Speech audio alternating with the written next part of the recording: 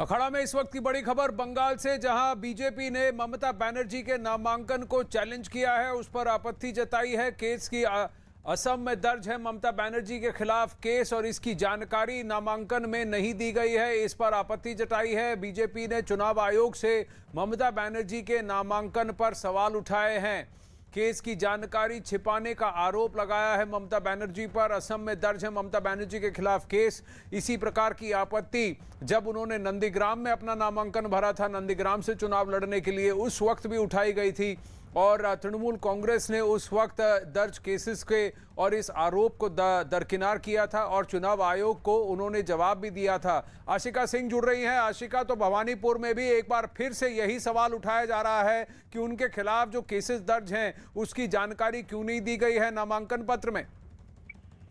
जी देखिए, बिल्कुल, लेकिन टीएमसी की तरफ से ये कहा जा रहा है कि जैसे कि पहले नंदीग्राम के चुनाव के समय यही ऑब्जेक्शन बीजेपी की तरफ से उठाया गया था, लेकिन तब कोई इसको लेकर के चुनाव आयोग को कोई परहेज नहीं था और चुनाव भी हुआ।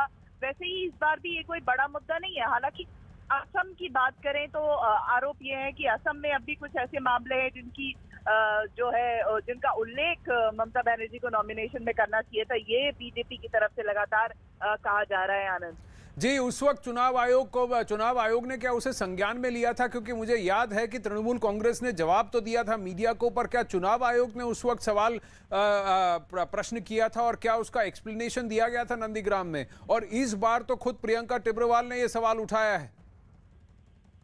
देखिए, इसके पहले जब ये मामला उठा था नंदीग्राम के चुनाव के दौरान, तो टीएमसी के नेताओं ने बार बार यही कहा था कि ये कोई बड़ी बात नहीं है और इस बार भी लगभग वैसा ही रुख है। अब देखना है कि चुनाव आयोग इसको लेकर के जवाब मांगती है कि नहीं मांगती है।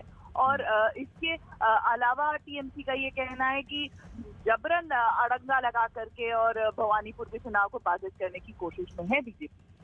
परंतु अगर नंदीग्राम में ये सवाल उठाया गया था तो ममता बनर्जी और उनकी टीम ने इस बार नामांकन पत्र में इसको छुपाया क्यों? क्योंकि अगर कि आपके खिलाफ कोई केस दर्ज है और आपके खिलाफ कोई प्रोसीडिंग जारी है तो उसको डिक्लेयर करना ये आपकी जिम्मेदारी है, स्पेशली जब आप कोई एक चुनाव लड़ना चाह रहे हैं। जी देखिए, बिल्कुल, और यही सवाल बीजेपी की तरफ से उठाया जा रहा है। यही कारण है कि जो नॉमिनेशन दायर हुआ है शुक्रवार को, उसका स्क्रूटनी करने के बाद बीजेपी की तरफ से लिखित में ये शिकायत जो है वो रिटर्निंग ऑफिसर के पास चिट्ठी लिख करके दी गई है, जिसे रिसीव भी किया गया है दूसरी तरफ से। तो अब आगे इस पर क्या कदम उठाता है चुनाव आयोग, ये देखने की बात है। धन्यवाद आशिका आपके अपडेट के लिए।